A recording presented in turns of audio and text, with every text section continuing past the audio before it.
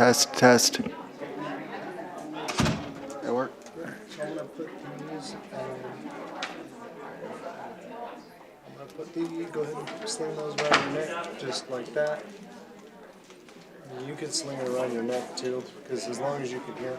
Go ahead and start the YouTube on your phone and get your left earbud in. Okay. And I usually just throw it right up here on that little bench.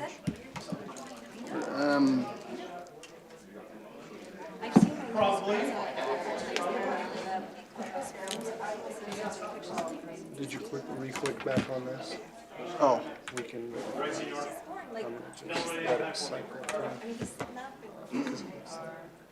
This is the YouTube. And then we're going to open this meeting too.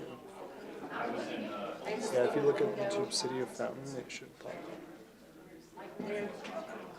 Yep. And then here. And it should show that one as the most. Click on that one. 4-8, that one right up there.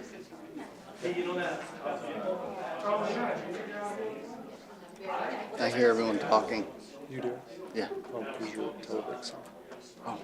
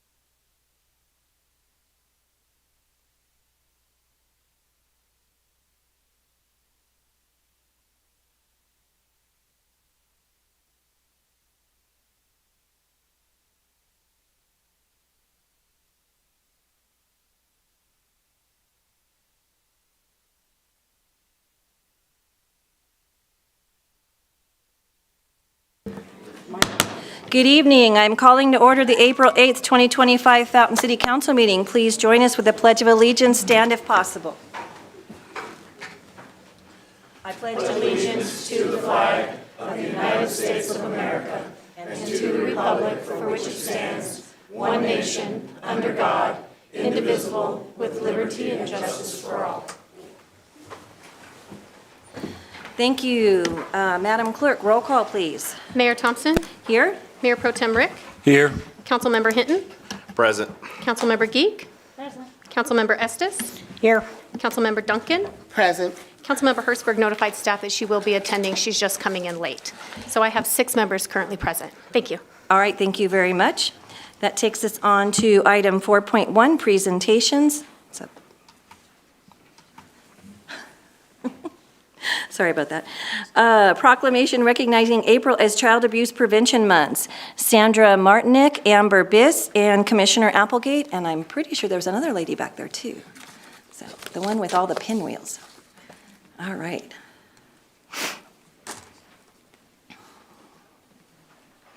Good evening. Please state your names for the record. Good evening, Amber Biss. Sandy Martinick. Marla Bianco. Thank you. And we are all members of the Children, Youth, and Family Services Division of the El Paso County Department of Human Services. Thank you for having us. Would you like me to start with the proclamation? Yes, please. Okay. A proclamation recognizing April as Child Abuse Prevention Month. Whereas finding solutions for child abuse and neglect, a serious problem affecting every segment of our community, requires input and action from everybody because the well-being of our children today will shape the future of Colorado and our community. And whereas childhood trauma can have long-term psychological, emotional, and physical effects that have lasting consequences for victims of abuse and neglect. And whereas all parents and caregivers need support sometimes, and supporting all children and families early is far less costly to society and individuals than healing from trauma. And whereas community leaders, policymakers, and elected officials play a unique role in building a community for kids by understanding the programs and policies that support child maltreatment prevention, listening to parents' needs, and examining community planning through the lens to build healthy communities. And whereas effective prevention efforts succeed because of partnerships created among human service agencies, public health, the district attorney's office, schools, faith, and civic organizations, the medical community, law enforcement and first responder agencies, the business community, nonprofits, and concerned citizens. And whereas everyone plays a role in preventing child abuse and neglect, helping to build thriving communities so that families and children may also thrive. Now, therefore, the City of Fountain, Colorado hereby proclaims henceforth the month of April as Child Abuse Prevention Month. No matter where you live, everyone has the power to contribute towards a brighter tomorrow for all children. Thank you very much. April is a time to recognize the important role we play in preventing child abuse and neglect. Child safety is a cornerstone of a strong community. In 2024, 23,497 calls were made to the Child Abuse and Neglect Reporting Hotline regarding concerns for El Paso County. Not every call resulted in a case, and that's okay, because that call may have connected a family to critically needed assistance or support. We don't expect callers to know exactly what abuse and neglect looks like. They only need to have a concern for a child. Every bit of information can help caseworkers see the bigger picture of what a family is experiencing. Staff at El Paso County Department of Human Services are dedicated to ensuring the safety, permanency, and well-being of the children of our community.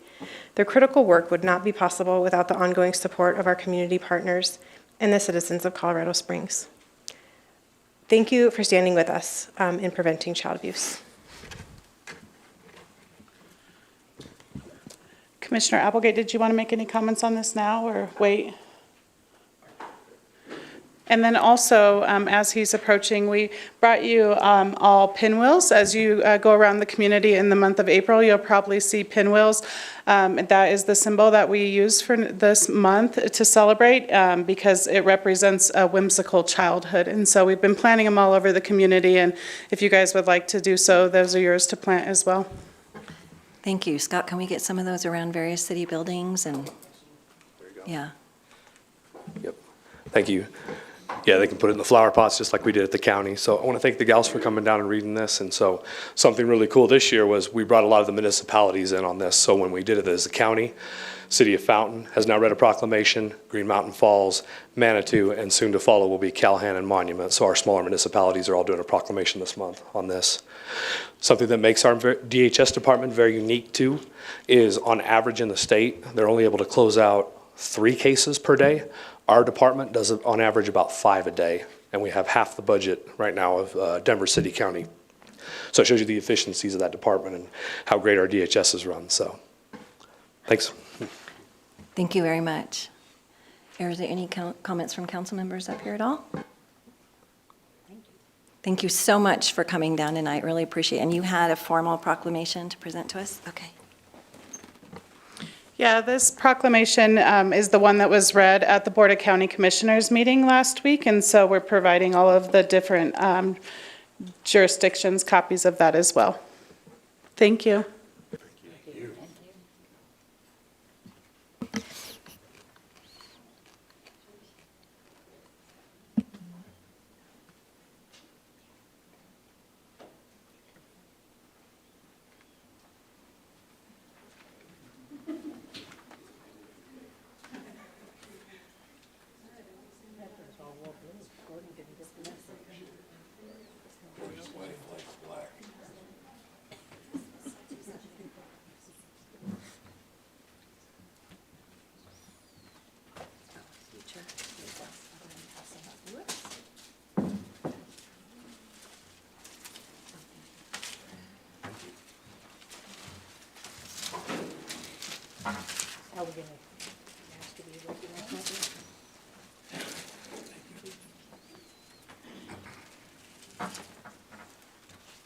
I would put them up there, but then I'm not going to be able to see anybody, so put them there. How's that, Fred?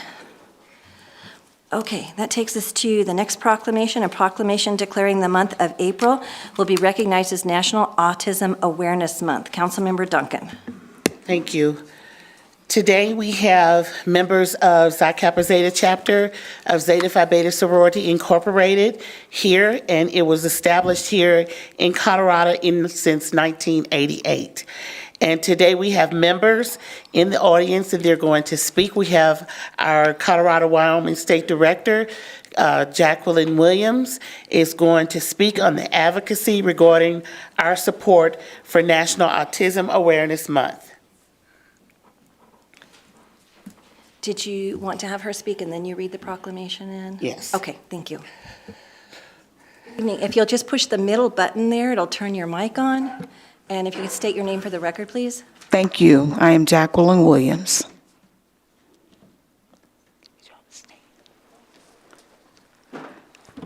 It has been more than 50 years since Leo Kanner first described his classic autistic syndrome.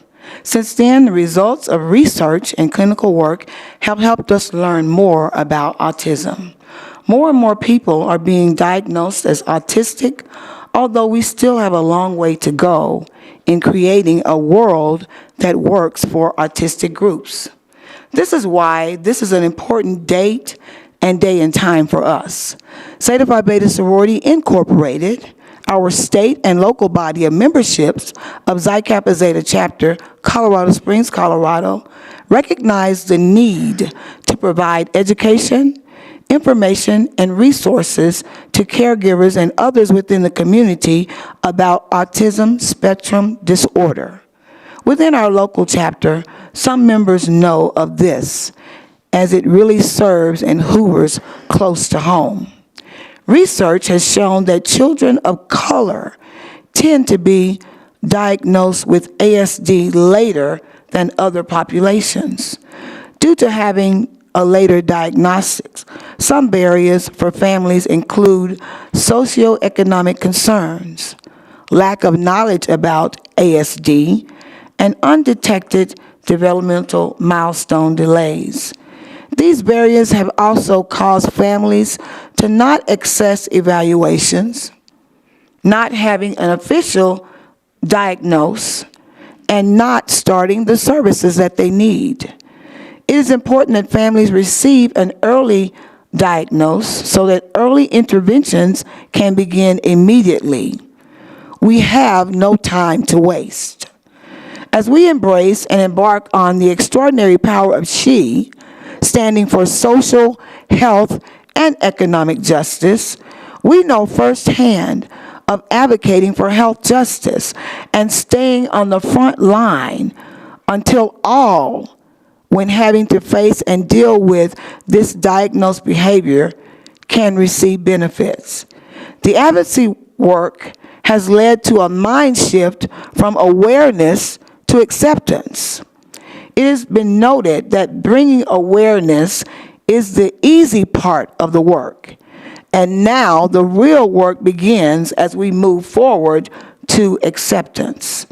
It is important that we all meet individuals who are on the autism spectrum where they are and show inclusivity.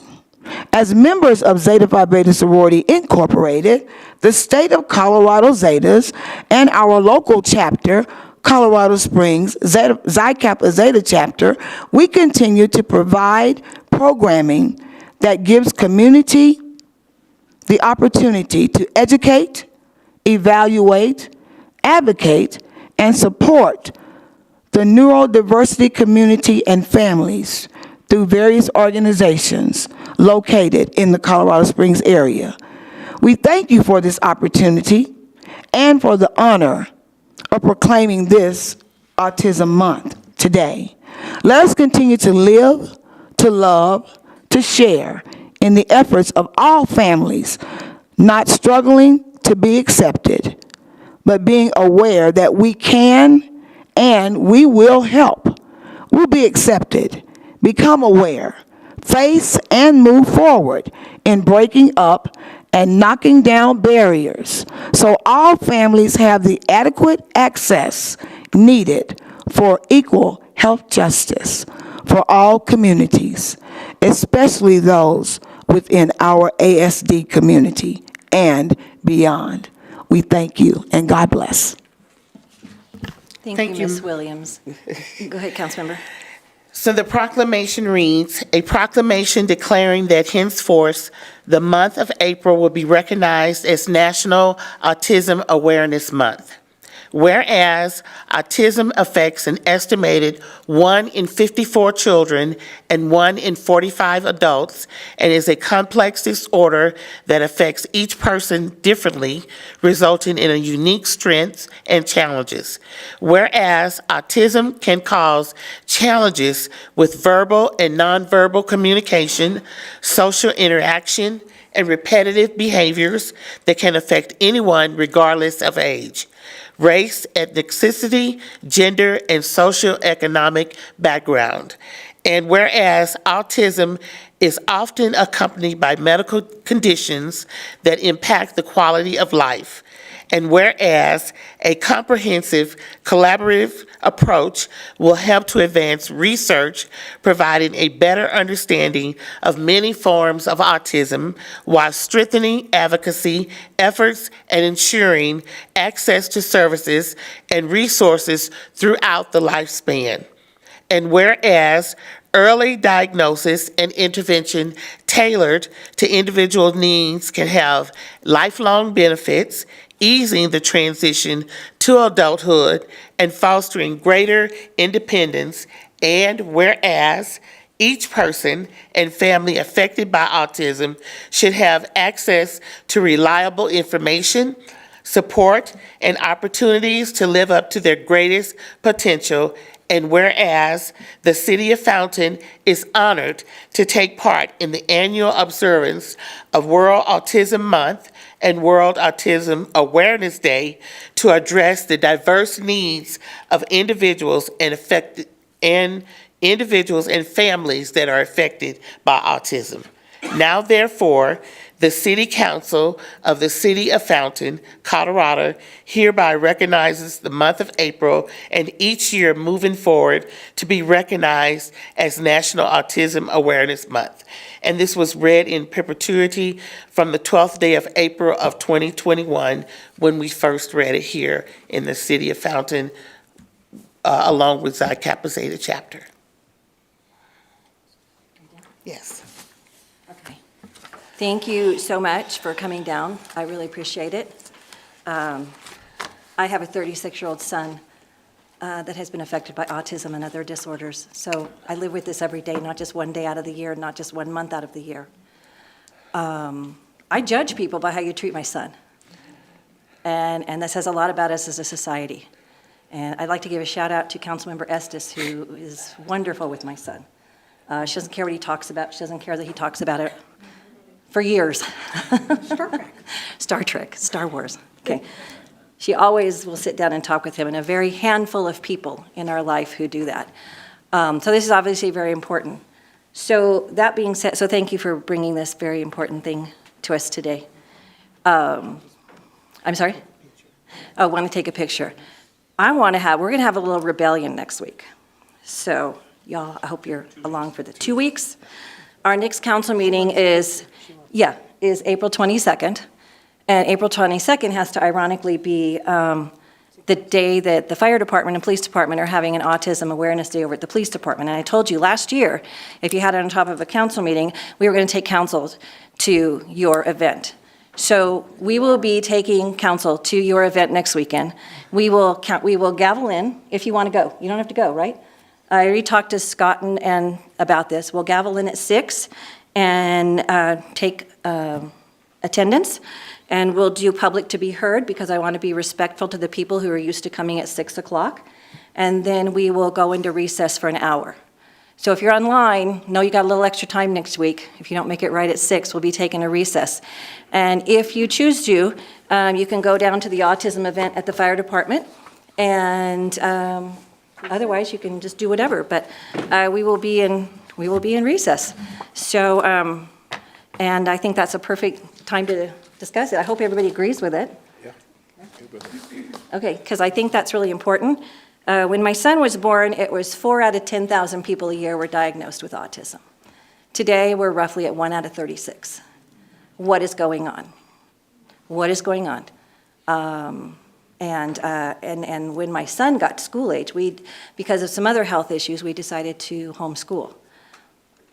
That was great, and we got services from the public school till he was 7.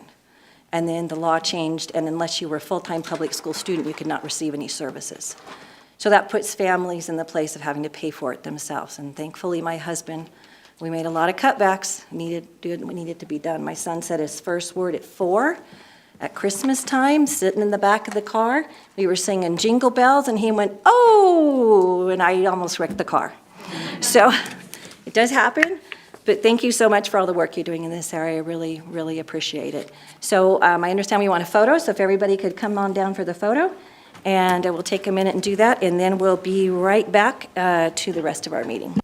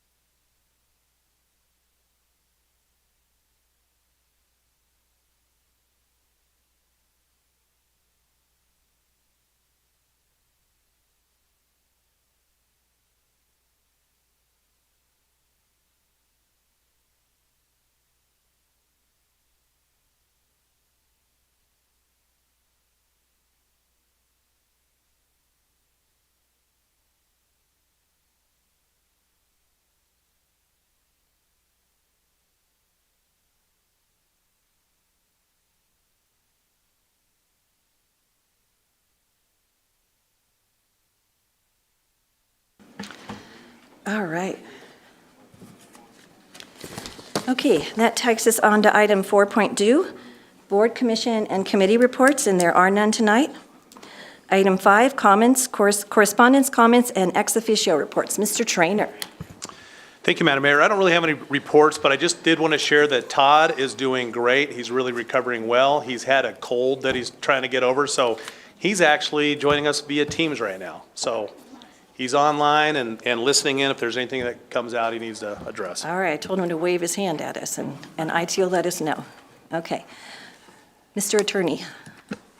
Nothing to report tonight, Madam Mayor. Okay, anybody else down the road? Gordon, Christie, Chiefs? Swing at it.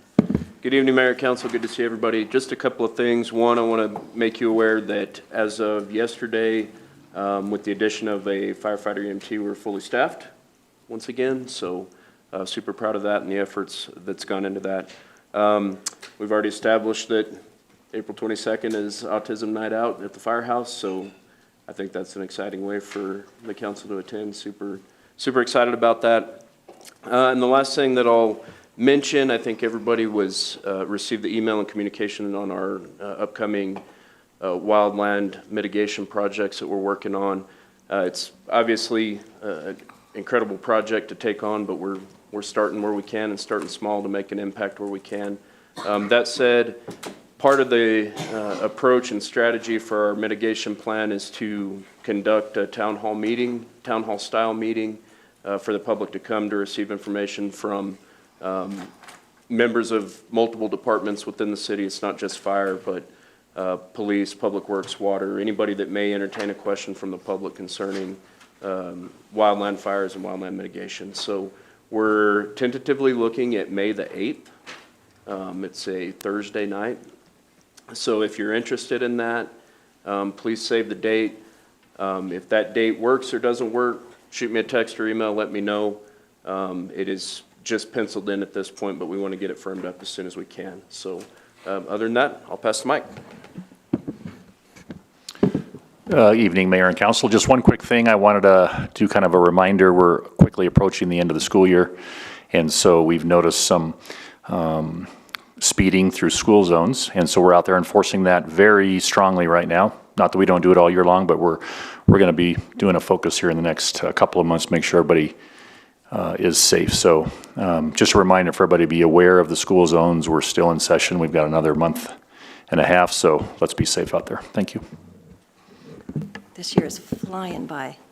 I can't believe it's like getting ready for graduations again already. Anybody in the back row? Okay. Joni, anything from Clerk's Department? I have nothing here. I just want to, for the record, Councilmember Hertzberg has joined the meeting. Thank you very much. All right, anything from IT over there? Nothing to report. Thank you very much. All righty. Councilmember Rick. Nothing tonight, Madam Mayor. Councilmember Geek? I just did my first. Please turn your mic on. It's okay. First time with the city phone. I really appreciate all the notifications we get, and it's nice to see how our public safety people are out there working and all the things they're addressing. So thank you for helping us be safe out here. Thank you. Were you finished? Mm-hmm. Okay. Councilmember Estes. I just want to give a heads up. I know I'm a month out, but I just want to give a heads up that the Municipal Clerk Week is May 4th through the 10th. And so I want to give everybody a chance to put those dates down and come by and tell everybody how much they appreciate our clerks. We recognize and celebrate their dedicated service. They're often working behind the scenes, and they're the unsung heroes of local government, ensuring transparency, maintaining vital public records, and administering fair and secure elections, and providing essential services to residents with professionalism and care. Their commitment to integrity, efficiency, and community engagement helps keep our city strong and our municipalities running smoothly. So many thanks to Joni, Joe, and Sandy. So May 4th through May 10th. So stop by and tell them thank you. So staff, you've all been warned, right? No, I'm kidding. Because Joni keeps things running down there. Thank you. Councilmember Hinton. Yes, Madam Mayor, thank you. I was at a regional housing meeting last month. I was actually there with Commissioner Applegate, and there, some of the things that we discussed was just high permits in 2022 and decrease moving forward, has decreased moving forward. We talked a little bit about vacancy rate issues, short-term rentals, high rent increase, eviction rates are up, military needs. We talked about aging in place solutions, having the elderly be able to stay in their home. Water was a big thing that came up for new bills, is limited in the city. Obviously, the city of everybody has that. We have our challenges as well. And the developers had issues with state mandates and increasing costs of bills. And so we talked a little bit about that. And then obviously we talked about unfunded mandates and then Senate Bill 174, housing need assessments. So just a couple things that we kind of touched there. It was a good meeting. There was several mayors from different cities that were there, and Commissioner Applegate as well. But just a lot of good stuff that are, a lot of things that are happening. Will we solve that problem in that one meeting? No, but there's just lots of work that needs to happen on affordable housing. Well, thank you for filling in for me on that. Sounds like it was right up your alley with you being on the Yeah. Housing Authority Board. Thank you very much. No worries. Councilmember Hertzberg. Thank you, Mayor. Yeah, I met a woman at an event this past week who just asked me to bring awareness to a group that you might not be aware of. It's called Blue Star Mothers. And this is a group that is for moms who have children who are currently serving or who have served. And we have a chapter here in the Colorado Springs area. And for more information, you can go to rrbsm.webs.com for more information about what they do. But some of the things they do is they prepare packages for deployed service members. They help with projects for veterans' homes. And they also help co-sponsor an annual lunch for Gold Star mothers. And the difference there, Gold Star mothers are mothers who have lost a child in service to our country. So I just wanted to bring some awareness to our Blue Star and Gold Star moms, and I, for one, am a Blue Star mom. So, thank you very much. Councilmember Duncan. The Pikes Peak Regional Office of Emergency Management is starting the process of updating its hazardous mitigation plan. And I think this is important, especially here in Fountain, where we have instances where we have hail and different things that are happening to buildings. So in 2019, they consolidated the Emergency Management Office, and they have 8 municipalities under one umbrella. They monitor disasters, and we've had those disasters with the hail here, and they monitor disasters impacting buildings, infrastructure, and critical facilities. The Pikes Peak Regional Office of Emergency Management has 2 objectives. One is to agree on projects that will prevent or minimize damage from disasters and to qualify for funding to pay for mitigation efforts and damage repair after disasters. Fire and flooding, which we have had in this area very close to my home. There was a fire, and they have instances where wildfire is increasing everywhere, so they monitor these instances and even cybersecurity risk as well. And they're asking for public feedback. I got kind of leery when they said that the survey was 4 pages long. It's not really 4 pages long. They ask you for your name. There are things you don't have to answer. They do ask you, do you have flood insurance? Do you know? A lot of people don't know whether or not they have flood insurance. So I would encourage you to go out and sign up. They have a virtual meeting coming up. It's April 23rd from 1 to 2. It's their very first meeting. So please go on the Pikes Peak Regional Emergency Management website and just click on that and take those few questionnaires and help them help us. Thank you. Yeah, I saw that report on Channel 13. I think the Road Warrior did it, which was interesting. He did it. But Scott, I was wondering if we could maybe on our Facebook page put a link to that survey, because they stated they hardly had anybody take it 5 years ago. Yeah, I think John's actually working on that Okay, now. perfect. Yeah, because it is super important. That's why I brought it up. Yeah, thank you. Yep, all right. Okay, All righty. I've been to a lot of stuff. Was on a Zoom call with CML, and if the rest of the council members have time, they're doing a 6-part series on just recycling in Colorado and different laws and different things, and they've done 3 parts of it so far, and but they said they all were taped and available for CML members to go online and watch them. So stuff I'd never heard of before, so you might want to go online and take a look at those meetings. They're about an hour, but you can fast forward, right? I listened in on 2 Front Range passenger rail meetings. We have another one coming up, I don't know, sometime this month. I just want to make people aware the Front Range passenger rail is working very hard. It is a separate taxing district. So if this ballot measure passes, this is not a tax or a fee that the city of Fountain is putting on. It will be, and the passenger rail district essentially runs from Fort Collins down I-25 to cities on either side of it down to Pueblo. And they will be a taxing entity, and they're going to try to put it on the ballot in 2026. Theoretically, they're going to run trains every 90 minutes during the week, so 10 round trips a day at 79 miles an hour coming through our community. I've brought up repeatedly to our person we have on the board that we have very serious concerns about this as a city and the way it will affect traffic flow and then greenhouse gas emissions with everybody. And I've expressed that we have a middle school on one side of the tracks, elementary schools in the middle of the tracks, high school on the other side of the tracks, and this would be running up and down this track over here. So they're going to have an online open house sometime in April. And of course, you get the "we'll come to your community and listen to you," response. So when they do come to Fountain, we need to fight really hard to have them come here, and we need to get our citizens to turn out. I never seen one of these work in the West Coast.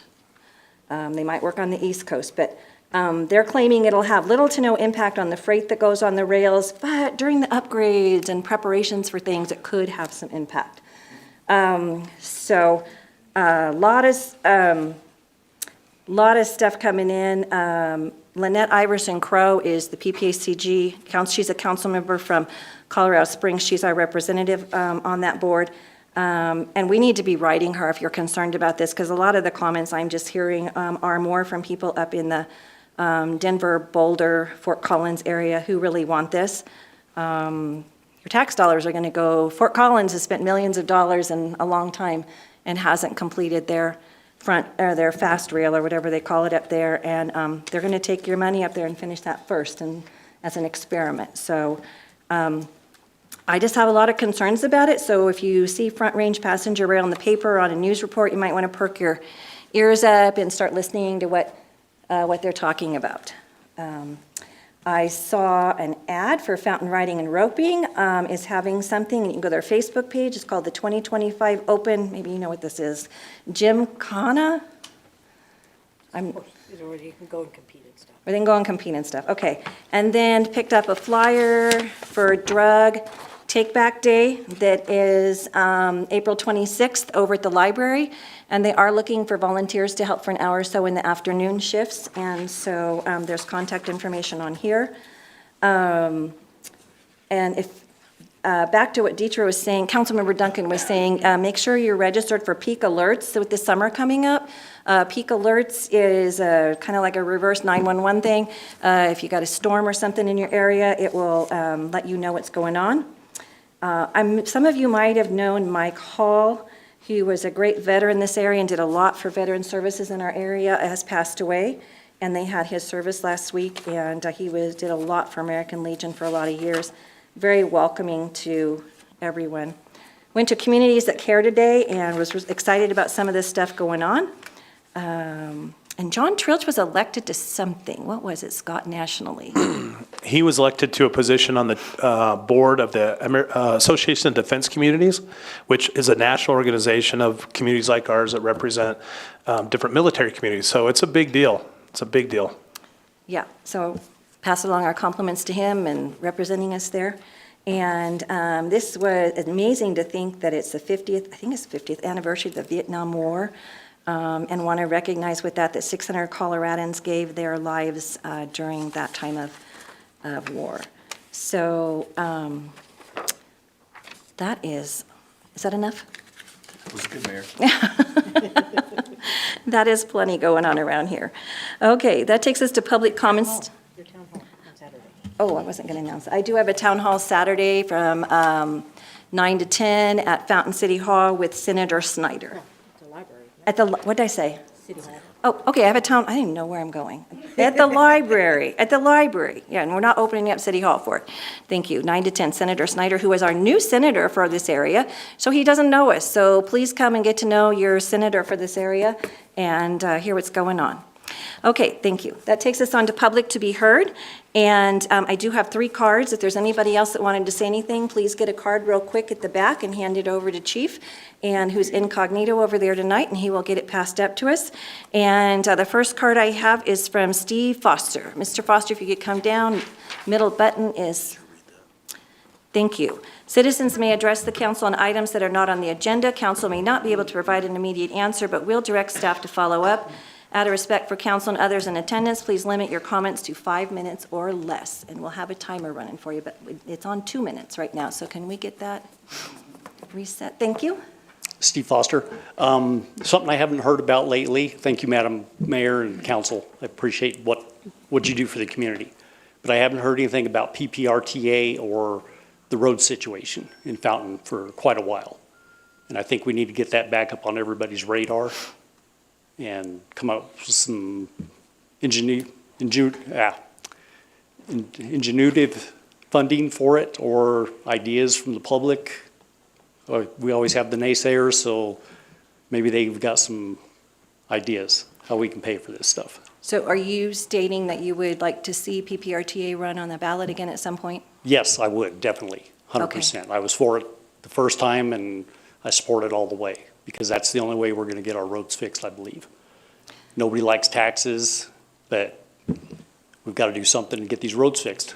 You know, you Yeah, pay agreed. more than what the tax will be. You're already paying a lot of the tax. If you shop in El Paso County or Colorado Springs, you're already paying that tax, and it's going to them. So we may as well bring it home. Yeah, I agree.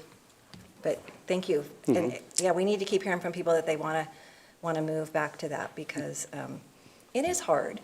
It's hard, let's face it, it is hard, and none of us likes to ask. You pay more in car repairs every year than you will on that tax. So something for people to think about. Like saying you're already paying it if you shop anywhere besides, and even in some places in Fountain, you're paying that tax already. So Yeah. we need to educate the public more on that. And another thing I'd like to bring up is fireworks. We're coming into that season pretty quickly, and if we could put something in the utility bills concerning fireworks that are illegal, and maybe penalties, fines, that kind of stuff that could be imposed if you're caught with them. So I know we have a lot of military, and PTSD is a big deal. Our neighbors suffer from it, and we spent all night last night, or the last year, actually, with one that was in pretty bad shape. So we need to maybe get that out, that they aren't legal in Colorado or in Fountain and everything. So thank you for your time. Yes, Steve, you mentioned you're already paying it, you know, if you're shopping in a lot of places. Yes. And by not being a member of PPRTA, I think we had figured $1.5 to $2 million roughly, just from businesses in the city of Fountain that were handing the money to Colorado Springs and PPRTA, who are just thrilled to have that money and spend it. Yeah, and $2 million a year would go a long ways to fix our roads. Yeah. It's a big drop in the bucket, so. Yeah, and Scott, can you work on, with the, Yeah, the information campaign you're talking about, that will be forthcoming. Started that last year, and you're right, we need to get on it every year. It just feels like it gets worse and Yeah. worse. You never Yeah, start thanks- too early on Thank it. you, Steve, I appreciate it. yeah, Councilmember Hersberg, I'm sorry, Hinton? So, sir, you know, this has always been on the top of our, we haven't forgot about it. I actually talked to Bob at the last meeting. He will be giving his State of the Union address about the roads condition. So it's always going to be, it's always in the forefront of our mind. We're just trying to make sure that we get that informational campaign out there so that we can have the best success when it does go out there for voters to have the most information possible about PPRTA. Thank you, I appreciate you. Because everybody I talk to that doesn't know about it, I try and educate them on it and give them the straight facts on it. And, And that money cannot be used for anything else. correct. It is an, it For just has to be roads line only. item only for roads. Yes. And that can't be used for anything else. Yeah. Just like the mill levy on the police stuff cannot be used for anything else. Yeah. All right, thank you very much for bringing thank that you to our all. attention tonight. Gather your friends and keep sending them in. All right, that takes us on to Connie Weisenhunt. I think it says comments. If you could come down and state your name for the record, please, and give us just a second to get the timer going again. Okay, thank you. Connie Weisenhunt.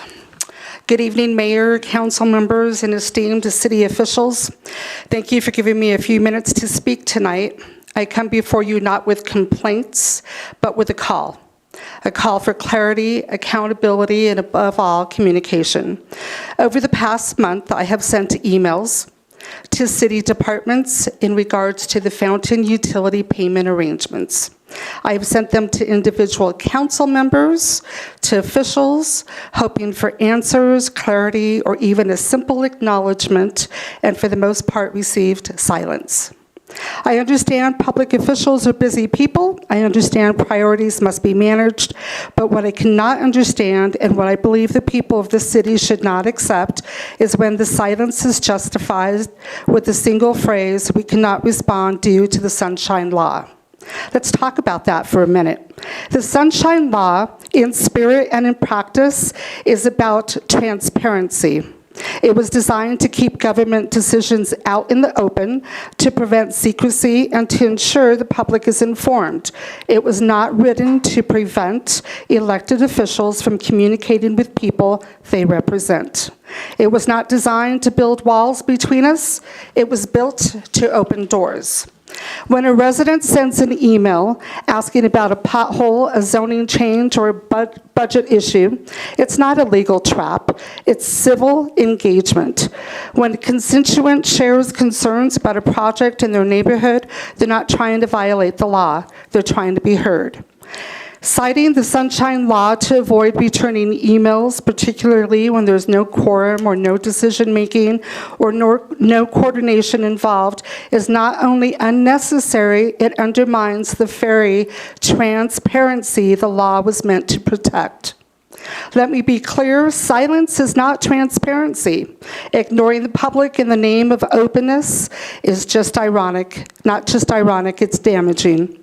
If there's confusion or fear about what it is and it isn't permitted under the Sunshine Law, then let's address that head on. Let's ask for legal training or guidance from our city attorney. Let's clarify the boundaries because using it unnecessarily as a reason to disengage does a disservice to every person in the community. And public service requires public interaction. It requires a dialogue, even if the dialogue is sometimes difficult. Emails can be responded to, clarifications can be given. A simple thank you for your message, I'll keep that in mind, is not a violation of the Sunshine Law. It's a demonstration of respect. And let's be honest, in an age of instant communication, when transparency is easier than ever, we should not be hiding behind outdated fears. We should be leading with openness. That's what the people expect. That's what the people deserve. Now, I'm not asking every council member to start replying to every message in all hours of the night. I'm not asking for an endless debate in inboxes. But I am asking for something simple, and it's engagement. A culture where questions don't disappear into the void, where residents don't feel like their voices are filtered through legal justifications and bureaucratic dead ends. The Sunshine Law does not prevent you from being responsive. It simply asks you to be careful, to be mindful of how decisions are made and discussed. It asks you to keep public business in the public eye. It does not ask you to stop being a human, and it does not ask you to not be available. So tonight, I urge this council, not just as a voter, but as a neighbor, to revisit the issue, to stop using the Sunshine Law as a shield against interaction, to reaffirm that our city government is just not open in theory, but in practice, respond to emails, return calls, invite dialogue, because government works best when people feel heard, and democracy works best when it's listened to. Thanks. Thank you. I do want to make a correction, and I don't know who responded to that. It is CORA, Colorado Opens Record Act, and anything that comes through our mailboxes can be CORA'd. Is that correct, Chris? Madam Mayor, Yes. I don't think it's appropriate for me to give legal advice to the city council in an open forum. Okay, well, it's my understanding under the law that if something comes to my email box, it can be CORA'd. And so if someone writes me an email that has what I consider to be personal information in it, I'm very cautious about answering them through something that anyone in the public could turn around and CORA and have that information. So sometimes that may be why you, not only you, but other people might not get an answer because we want to be respectful of the privacy. So, okay, all righty. And council did ask Mr. Trainer to reach out to you, and I believe that did happen, correct? Yeah, okay, thank you.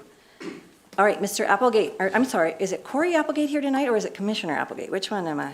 Well, it could be commissioner, I mean. Okay, In an official Commissioner capacity, Applegate. so. All right. Yeah. Councilmember Hinton, in our next meeting, that's when we're going to solve all the world's problems, so.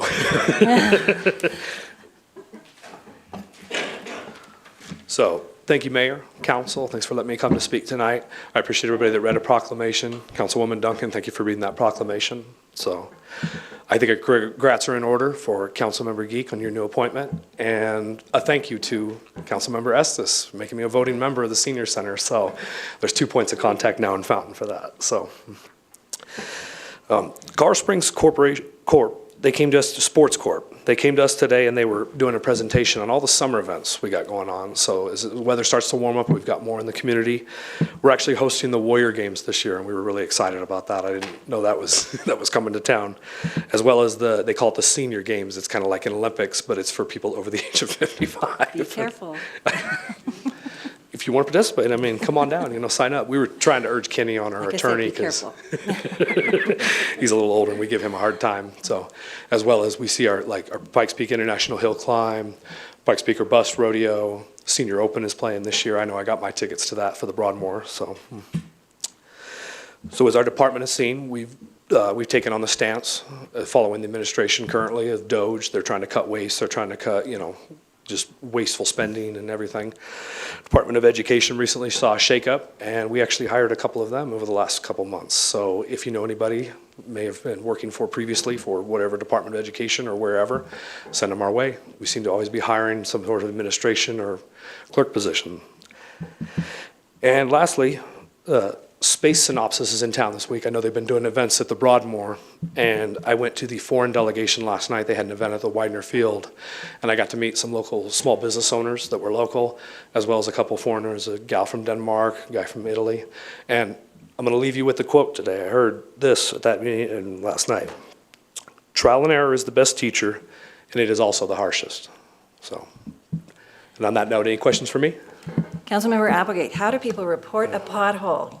You're not going to get away. It's a famous, more of the questions. Citizens Connect. We have an app for that. Yes. So, like Okay. everybody, yeah, Citizens Connect. So if you go on Citizens Connect, it's via the website, or you can download it on any, Google Play or the Apple Store.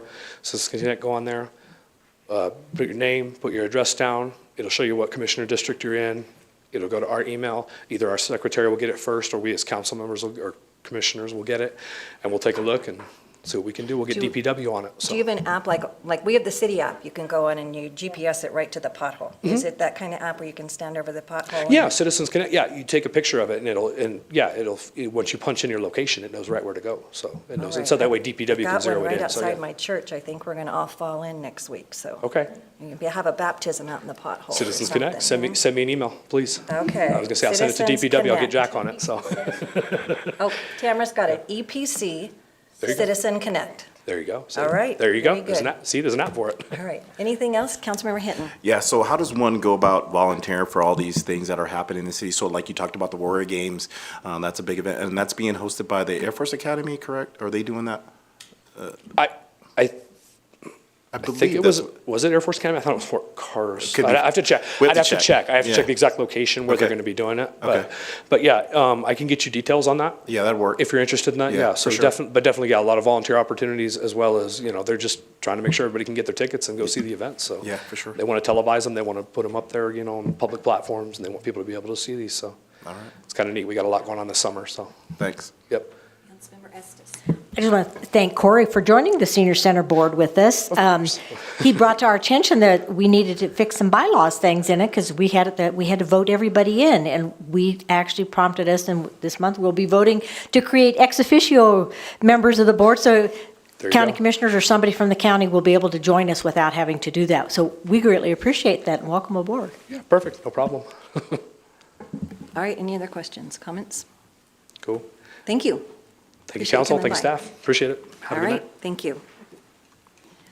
And that is all the cards I have for citizens to be heard. So that takes us on to the consent agenda. All items listed under the consent agenda are considered routine and will be approved with one motion. And there will be no separate discussion of these items unless a council member or citizen so requests, in which case the item may be removed from the consent agenda and considered separately at the discretion of council. We have consent item A, approval of the minutes. What would council like to do with that? Councilmember Hinton. I make a motion to approve the consent agenda as written. Councilmember Duncan. I second. Okay, we have a motion and a second. Is there any further deliberation? Seeing none, please vote.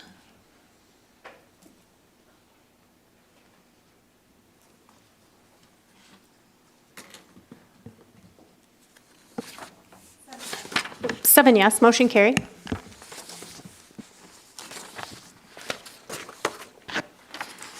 Okay, that takes us on to item 8, old business. There is none tonight. Item 9, new business. 9A, consideration of items removed from the consent agenda. There were none. Item 9B, resolution number 25-014, a resolution authorizing B&M Construction to provide professional services for the construction of the new tennis and pickleball courts at Aga Park. Mr. McCormick. Good evening, Mayor and City Council members. Tonight, I'm presenting Resolution 25-014.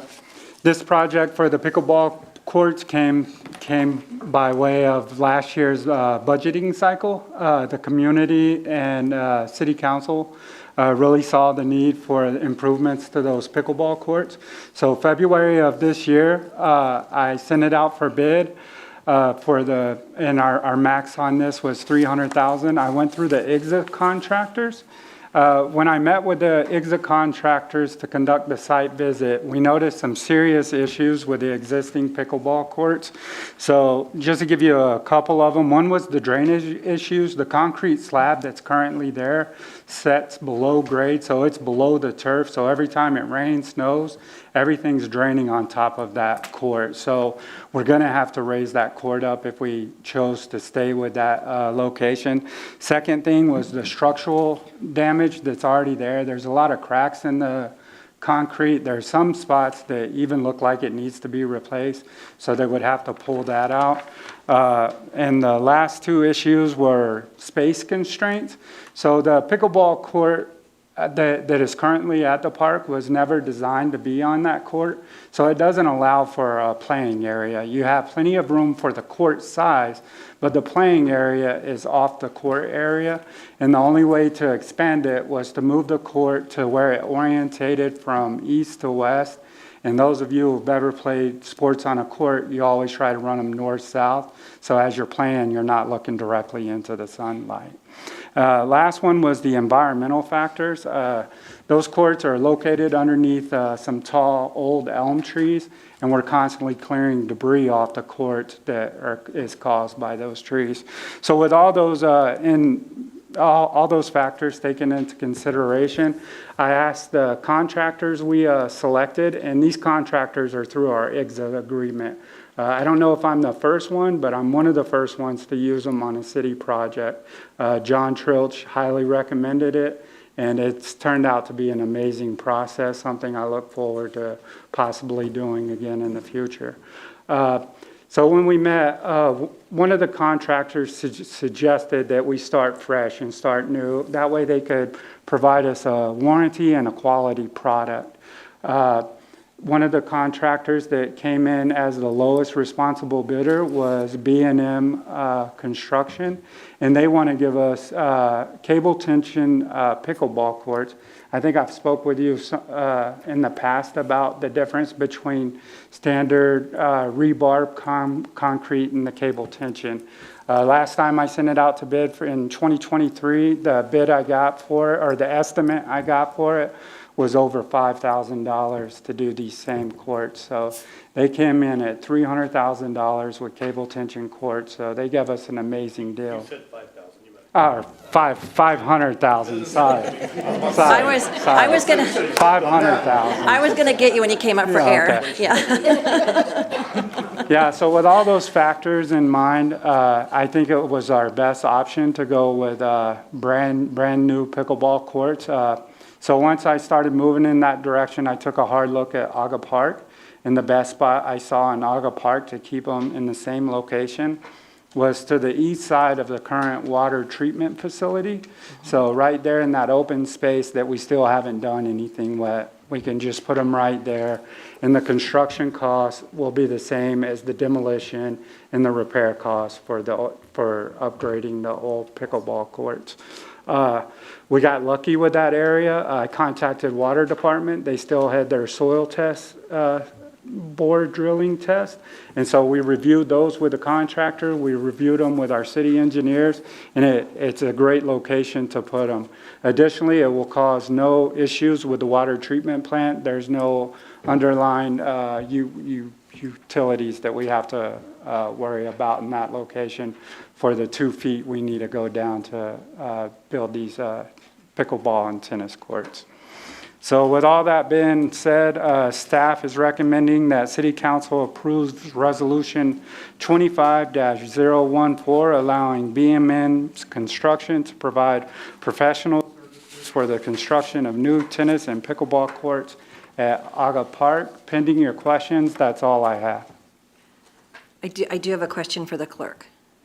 So what I read into the agenda is not what the resolution states in the packet. It says, resolution authorizing B&M Construction to provide professional redesign services for the tennis pickleball courts. In the description, it does describe that both things are happening. So is the title of the resolution correct? Yes, the title of the resolution is correct. Okay, because it's a little confusing. I could see that. I apologize Yeah, because it says for that. provide professional redesign, but we're not just paying $300,000 to have a, No. I wanted to make sure it's really clear. To have it Correct. designed, this is design, build, and the whole 9 yards. Correct. So what are we going to do with the space where the tennis courts are now? Whenever you and I first met, Mayor, when I took over this position, we talked about that position, and one of the things we talked about in the future, if we got rid of it, was turning it into additional like picnic seating area. And I really like that option because Aga Park has very limited open space, grass place for people to play. And when families go out there and the pavilions are taken and the picnic tables are taken, what they end up doing is going into the grass space and setting up blankets, chairs, and tables, decreasing the amount of space for kids to play. So if we add some more picnic tables on that existing concrete pad, that is perfectly fine for that type of space. We would free up some of that grass open space in the park for kids and families to play and do different things. Well, we do need more picnic area over there because, gosh, the groups that love to come there during the Yes. summer when the splash pad is open. And believe it or not, I've had some parents of children with special needs tell me they love to take their kids there because they can close the gate Yeah. and picnic or whatever with their kids and not have to worry about them running off if they have an elopement issue. So think about that when you're Yes. redesigning it. So Yes, 'cause, Mayor. that's kind of a special need, right? Yes. In our community, yeah. Okay, and then when might they be finished? If the resolution goes through, the contract states they'll be finished by July 17th, 2025. The contractor anticipates being done before that, but it's an outside project, so we do have to take some weather delay in there possibly, but they have weather delay built in. I think it'll be done before that date. John Trilch has worked with these contractors a lot, and he said they're very good at keeping to their timelines. Councilmember Hinton? I was just ready to make a motion. Oh, if you're okay. ready. Are there any other questions? Yeah, Okay. teacher has a question. Okay, Councilmember Duncan? Okay, thank you for your hard work on this, and because tennis is one of my favorite things, so thank you for doing that. And just wanted to know that the homes around there, tennis courts bring up the values Yep. around your home. So is there a clubhouse option? There is not. I'm still working on new restrooms over there. More to follow at a later date on that. And they are removing the trees, right? No, Councilmember. The trees that are there will stay there. We pruned them back. We got rid of that big dead one that was there. So they're alive and healthy. So we like to keep them there to provide shade. The location we chose for the new courts don't have a tree problem. Okay. There's no trees around. It's just an open field. Okay, all right, thank you. You're welcome. Okay, I know Councilmember Hinton wanted to make the motion. Do you have a question? Okay. Yeah, go ahead. I just want to thank you for your hard work on this. And whenever you, in my experience, have reported to council, it's always so thorough, very well thought out, well presented. And I can really tell that you take cost effectiveness very seriously. So I just wanted to voice how much I appreciate you doing that for us. Thank you, Councilmember. Councilmember Estes? Just one comment. I played tennis on those courts as a kid, and they were kind of cruddy back then. So I greatly appreciate having something new, and I'm going to look forward to seeing our chief of police out there playing Councilmember Duncan in a little bit of tennis. Oh. Challenge accepted, ma'am. We'll cheer from the sidelines. I have bad luck at our parks. I break things. And it's not city stuff, it's her stuff. And yeah, I break me, yeah. Okay, well, you can tell we're all excited about this. Yes, thank you. Yeah, yeah. And I think it's something the public's been asking for, is something for that. And they're not going to be lighted though, correct? No, Mayor, they will not be lighted. That park closes at sunset, so we want to keep that respect for the neighbors around there. I'm afraid if we even considered lighting them, those residents that lives within vicinity will be disturbed by those lights and the late nights of playing. It's not the lights, it's the Yep. bong, bong, thwack, thwack. Okay. Can we make sure, Scott, that we have really good signage on the east side of the fence on that utility area so we don't have people going over the fence to get their tennis balls? Oh, Can into we the utility area? Yeah, Yeah. can we make sure we have really good signs Into over the there? treatment plant? Yeah. Yes, Mayor. Yeah, okay. All right, any other questions or comments, either that or Councilmember Hinton? Yeah, before I read it from the motion, my money's on Councilmember Duncan in that game, Chief. Nothing against you, but I think she can take you. Yeah. So I'd like to make a motion for resolution number 25-014, a resolution authorizing B&M Construction to provide professional service for the construction of a new tennis and pickleball courts at Aga Park. Okay, we have a motion. Councilmember Hersberg. Like to second. Okay, we have a motion and a second. Is there any further deliberation? Seeing none, please vote. 7 yes, motion carried. All right, thank you. Thank you, Thank you Councilmember. for all that hard work. Thank you very And much. Mayor, for your time. All right, we get a little groundbreaking over there or something, you know? Tennis, what do you call it? Tennis rackets for the, yeah, groundbreaking. All right, item C, first reading of the ordinance number 1810, an ordinance repealing and reordaining Chapter 17.12, signs, Section 17.12.020, applicability, J, master sign plan of the Fountain Municipal Code. Ms. Martinez. Good evening, Christy Martinez with the City of Fountain Planning Department. This item before you is an amendment to Title 17 of the Municipal Code, which pertains to zoning, specific to the section of commercial master sign plans. In 2020, the city had comprehensively updated Title 17 as it was really outdated and not really usable anymore. At that time, we drafted regulations for master sign plans, which would provide a coordinated and cohesive signage plan for commercial, industrial, and mixed-use developments. As we started to work through that, we saw that the current language that's in the code really limited what these larger scale developments can do in terms of their coordinated signage. It really didn't have a lot of the applicability and didn't really fulfill the purpose of what a master sign plan is to reduce the visual clutter of multiple signs, coordinate them all into one or multiple complex signs while still having appropriate signage for tenants, but you don't have a proliferation of signs, which then causes the consumer to become blind to those signage and you still can't find the business or location that you're looking for. We worked with some internal staff as well as some consulting services from our land use attorney to look at what other municipalities in the area have done for their master sign plans to draft this regulation, which we feel is a much better approach. Will still meet the intent of providing a coordinated sign plan for these larger developments, provided more design standards, and provided review criteria for compliance of a master sign plan.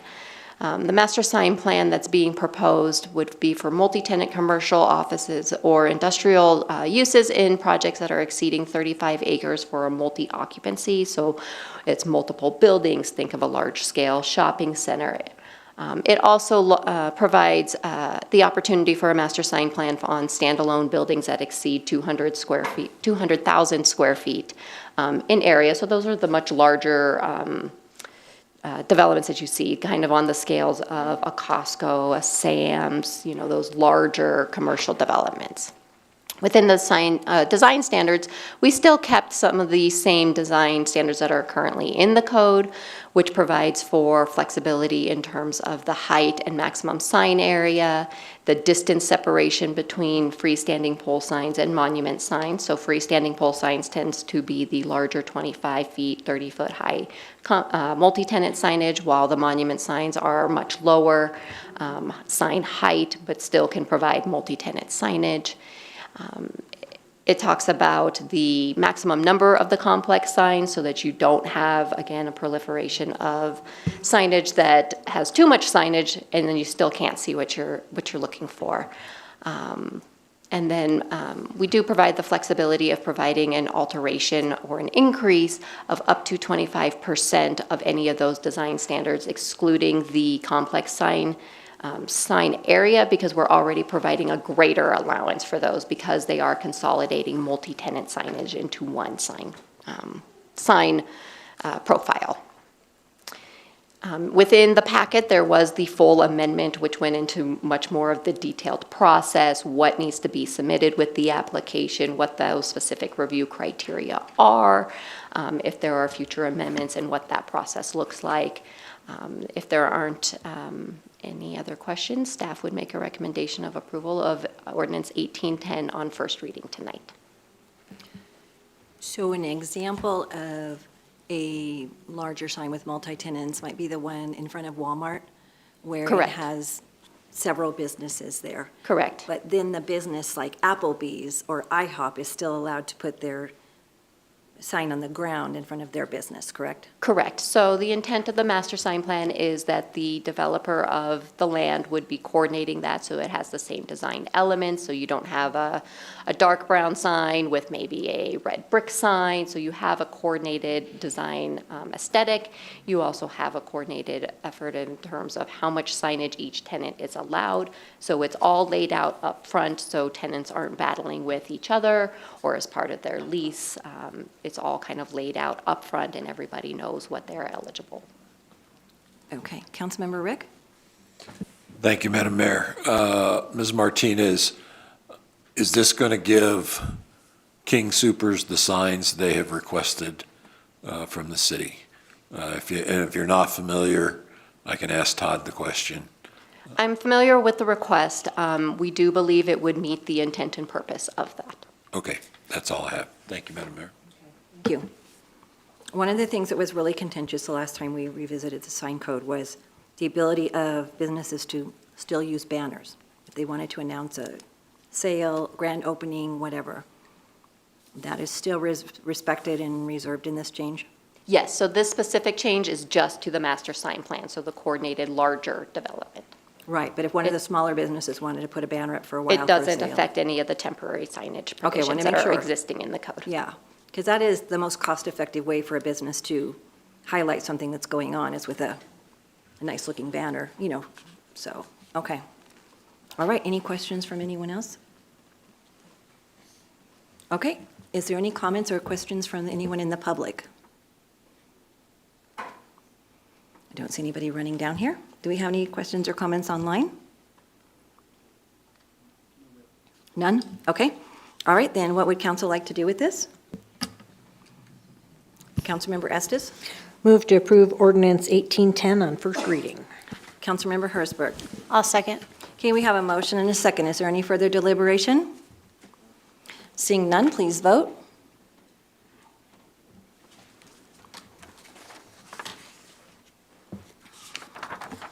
Seven yes, motion carried.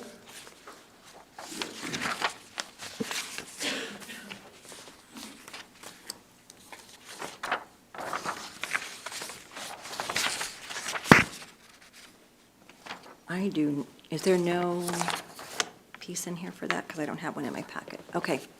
Item 9D, resolution number 25-015, a resolution amending the appropriation of fiscal year FY 2025 budgeted funds.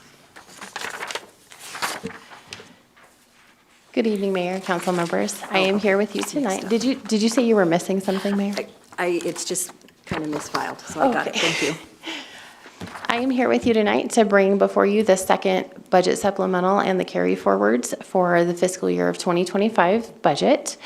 And the City Council adopted the budget for 2025 on November 12th, 2024. And since then, city personnel have identified additional required expenditures that were not included in the original adopted budget, mainly for, at this point, building repairs and minor equipment. And additionally, final numbers for 2024 expenditures on capital projects were not available until March 2025, after we finished paying all of the outstanding invoices for the prior year. So with that, we are bringing today the carry forward of the remaining funds from those 2024 capital projects to move them into 2025 so they can be completed this year. The supplemental request and the carry forward processes are actually standard practices and considered best practices by governmental accounting standards for ensuring that only items appropriated by City Council are spent in the current year. So with that, I'll move forward into Exhibit A, which should be in your packet. This is the actual supplemental request. It only affects the general fund at this time. There are no requests for any other fund. This is all for the building repairs and minor equipment, and include things such as a new GIS large format printer. We actually had prepared to purchase that in 2026 with council approval. However, the current printer has decided to start dying, and it will not make it the rest of this year. Additionally, there are some design fees and survey costs related to the beginning of Station 4 for the fire department. Some minor equipment for streets, trade-outs that we have for them that are normally on a 2-year cycle. Since the budget was approved, they have increased those costs significantly, and one of those trade-outs could not be completed last year, so now they both need to be completed this year. And then the last thing would be the furnace and heating systems for the Walt Fortman Building and the Fountain Museum. So a total overall request for the general fund would be a reduction in the unassigned reserve fund balance of $56,000. The next slide in Exhibit B, this is the carry forward request from 24 to 25. I will say the majority of these requests are all grant-funded multi-year projects. For the general fund, we are actually looking at the city match that will be required for the Link Road rebuild. That's a project that Todd and his crew have been working on for several years. We've been trying to build up the city match for that, and so this would be a $660,000 carry forward for years 2 and 3, or for 1 and 2, excuse me, of that, with the third year being this year in 2025. And then the closeout of Indiana. And then the big one in the general fund is the Vanley Bridge repair, which is funded by a FEMA grant, which Bob is working on. That was the design was started at the end of 23 for that, and construction started in 24 and has not yet been completed. So the general fund carry forward is about $2.5 million. On the next slide, you've got the water fund. Again, these are all grant-funded requests for the most part. You've got the Fountain Reservoir project, which is being funded by the county ARPA grant. And then the other big one is the Southwest Link Interconnect, which is the ARPA money that we are using to finish out that project, in addition to a couple of smaller projects. In the electric fund, there's only $327,000 being requested as carry forward, and these were all held up. The underground and overhead repairs, were all because the businesses and the school districts that we needed to complete the repairs denied us access last year and have since granted us access to complete those repairs this year. And then finally, the last fund that would be affected is the drainage fund for $1.8 million, and this is the other FEMA grant money that Bob has been working on for the Jimmy Camp Creek repair. So that's the total of $1.8 million there. So with that, staff is therefore recommending approval of this resolution to amend the budget for the 2025 fiscal year for the general, water, electric, and drainage funds. So other than that, that's all I have, pending any of your questions. Okay, thank you very much. And grant dollars, when we get grant dollars, can only be used what they are given for. So if we receive grant dollars for a water project, that's all it can be used for. If we receive grant dollars for Link Road, that's all it can be used for. Correct. And if you don't do it in the right thing, you have to give it back essentially, and that's Correct. not good, because that's a lot of money. Yes. And we Okay, track any those very questions from any other closely. council members? Councilmember Rick? Yes, help me remember the Jimmy Camp Creek repair. Is that the bridge on Old Pueblo Road? That's right. Yeah, there was a lot of damage from flooding down around the abutments below that, but yeah, there's a lot of work that'll be done on that. Okay. Is that what they were calling the scouring? Yes, the scouring. The Yeah, very scouring. good. Thank you. Yeah, that's right. Second question that's not quite related, but one of the things that was on here was closeout of Indiana. If we had remaining funds, we were going to try and put in a light at Ohio and Jimmy Camp. Can you tell me what's going on with that? Now, Todd's online, so he can give specifics, but that is still on track. I know Ben was waiting for some of the mast arms that were being delivered, but Todd, I mean, gosh, as recently as this last week was talking about figuring out if there's a way, he was going to be talking to engineering, if there's a way that we could redesign that light to be very, very similar to one that was done up there at the intersection of CNS and Fountain Mesa, where you have two span arms and it crosses diagonally, so it's a little bit different. And then the last piece of that that is in the works right now is acquiring the rights of way right around the edge for the easements, for the access to it. Okay. And Todd, I don't know if there's anything else you wanted to add to that?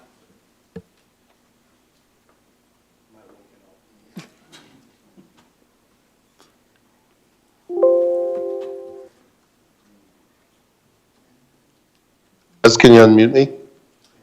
Gotcha. How about now? Can you hear me? Yes. Okay, great. No, Scott, you hit all the points well. As a matter of fact, today, we just received from the third-party appraiser, the appraisals for those four corner areas that we need. We are still waiting for one corner that the owner passed away, so that's having to go through probate. And I believe the other question was the kind of the funds that we're going to be able to use for moving Fountain forward. So we're also in the middle of the design to the quiet zone at Ohio and 8587. And those costs are coming in higher than we expected. So we're going to keep working forward to both of those, but they are both in process. Thank you, that's all I had. Okay. And I believe because we didn't have the quiet zone finished, the railroad changed something, so we're having to go back and readjust the one on Ohio to the current standards. Is that correct, Todd? And Yeah, that ball's Okay. kind of always moving. Is that going to have at Ohio and Jimmy Camp, is that going to have a left turn lane, or is it just straight through, or? Will be an actually east turn as you're coming down Jimmy Camp to Ohio. So if you're coming from the school, there'll be, instead of just the two, right now you can go left eastbound, or you can go straight into Cumberland. There will be a westbound, there will be a straight into Cumberland, as well as an eastbound. But that's where they're putting their primary attention, is to try to get that school traffic moving in and out. Yeah, yeah, that was my thought. If it's going to not add that left turn lane, that's not going to help the impact situation we're having a couple times a day. So, all right, and especially on graduation day. It's not going to be done graduation day this year, hopefully by graduation day next year, huh? 100%. Yep, all right, we're crossing our fingers. Okay, is there any questions from the audience? Please come down and state your name for the record. Connie Weisenhunt. Hi, Shauna. Hi, Connie. Can you teach me, because I'm kind of confused, when we're talking about carryover, was this all not discussed in the budget when we did it in March? Or is it extra expense, and then if it's extra expense, were we coming up with it other than the grants and already ongoing projects, please? Sure, that's a great question. So actually, what it is these projects were actually budgeted in 2024, but we don't know final numbers until after we finish paying all of the invoices. So what we're doing now, because we budgeted for it in 2024, initially thinking everything was going to be completed in 2024, is always the hope, right? That it's always going to be completed in the year that we budget for it.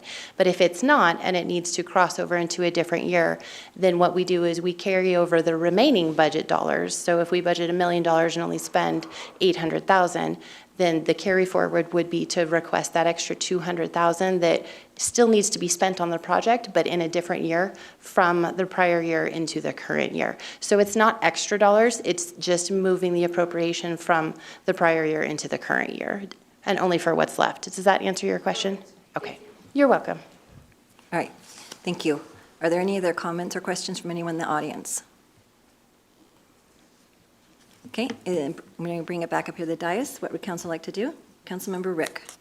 Move to approve Resolution 25-015.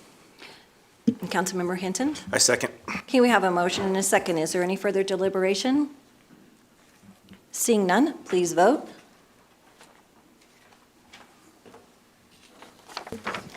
Seven yes, motion carried. Thank you all. Okay, that takes us on to city council agenda requests. Does anyone up here have an agenda request? To my left? To my right? Okay, not seeing anyone. And that takes us on to item 11, announcement of an executive session.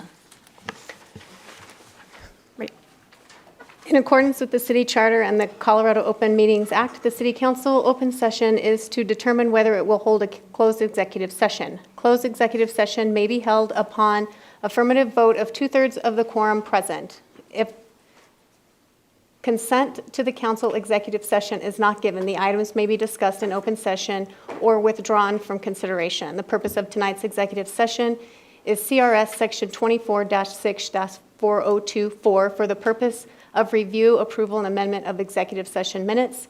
CRS Section 24-6-4024F for the purpose of discussing a personnel matter and not involving any specific employees who have requested discussion of the matter in the open session, any member of this body or any elected official, the appointment of any person to fill an office of this body or of an elected official, or personnel policies that do not require the discussion of matters personnel to particular employees.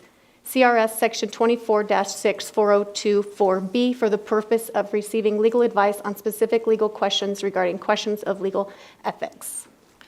Okay.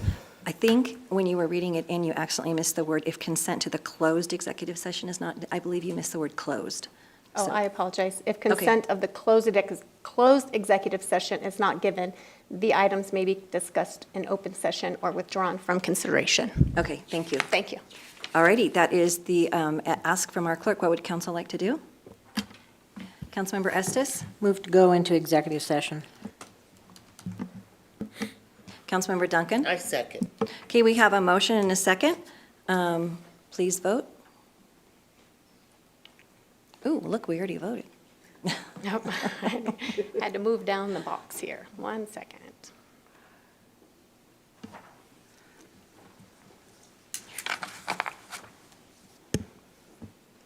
I'm just missing one.